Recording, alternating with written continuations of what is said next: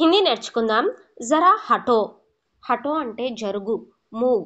జరా హటో మీన్స్ కాస్త పక్కకి జరుగు, మూవ్ అసైడ్, మూవ్ అసైడ్. పాస్ ఆవో. పాస్ ఆనా అంటే దగ్గరికి రావటం. పాస్ ఆవో అంటే దగ్గరికి రా. Come close, come close. దూర్ జావో, దూర్ జావో. దూరంగా వెళ్ళు, గో ఫార్. జల్దీ బతానా, త్వరగా చెప్పు. Tell fast.